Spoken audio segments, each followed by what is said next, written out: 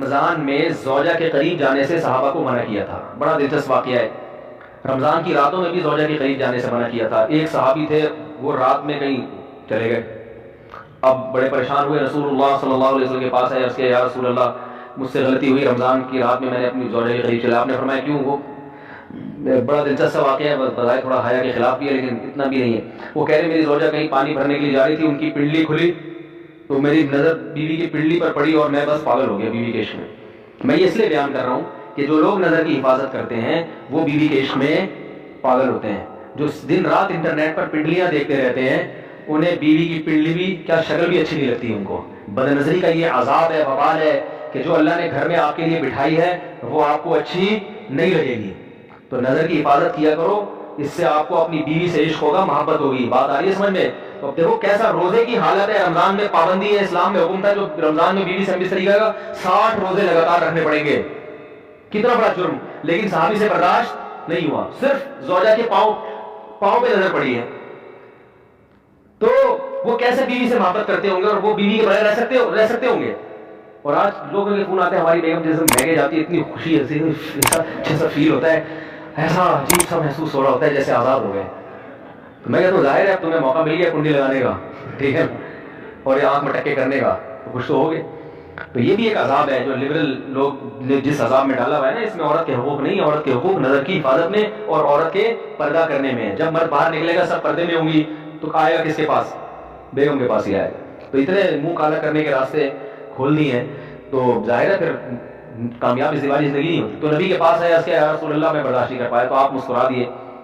تو یہ نہیں کہا کہ یہ نبی کے اخلاق. ہاں میں وہ واقعہ سنا رہا تھا صحابی کا, بس یہ واقعہ سنا کے بات ختم کرتا ہوں. تو وہ نبی کے پاس گئے, یا رسول اللہ ایسے ہوا, مجھ سے غلطی ہو گئی. تو آپ نے فرمایا کیوں؟ فرمایا ایسا ہو گیا تھا. تو آپ صلی اللہ علیہ وسلم نے فرمایا 60 روزے رکھو لگاتار.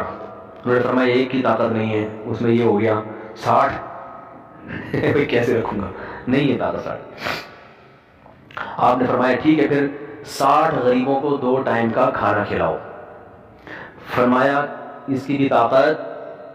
بولو بھائی نہیں. اتنے میں ایک صحابی لائے کوئی چیز صدقہ کرنے کے لیے. تو آپ نے فرمایا چلو اصل حکم تو یہی ہے کہ 60 روزے یا پھر 60 غریبوں کا کھانا, وہ نہیں تو چلو فی الحال ان کو تنبیہ کے لیے کچھ ان سے صدقہ کروا لیتا ہوں. فرمایا چلو یہ فلاں خیرات کی ایک چیز لے کر آئے ہیں, تم یہ لے کے غریبوں میں بانٹ دو. انہوں نے فرمایا مجھ سے زیادہ غریب پورے مدینہ میں چلو بھائی کوئی نہیں. آپ صلی اللہ علیہ وسلم مسکرانے لگے, فرمایا جاؤ کھاؤ اور بچوں کو کھلاؤ. اور بھائی غلطی بھی ہوئی اور گھر میں راشن بھی آ گیا. تو اس کے بعد قرآن کی آیت نازل ہوئی کہ احل لکم لیلۃ الصیام الرفث الی نسائکم ہن لباس لکم وانتم لباس لہن علم اللہ انکم کنتم تختانون انفسکم فتاب علیکم وعفى عنکم فالآن باشروہن وابتغوا ما کتب اللہ لکم. فرمایا اللہ کو پتا ہے کہ تم اس حکم پر عمل نہیں کر سکتے, لہذا رمضان کی راتوں میں تمہیں اپنی بیوی کے پاس جانے کی اجازت ہے, لہذا ان کے پاس جایا کرو اور اس اولاد کو تلاش کرو جو اللہ نے تمہارے مقدر میں لکھ دی ہے. قرآن جہاں بھی بیوی سے ریلیشن قائم کرنے کی بات کرتا ہے اولاد کا ذکر لازمی کرتا ہے, یعنی تلاش کرو اس اولاد کو جو اللہ نے تمہارے لیے لکھ دی ہے. ما کتب اللہ لکم, ما کتب اللہ علیکم نہیں ہے.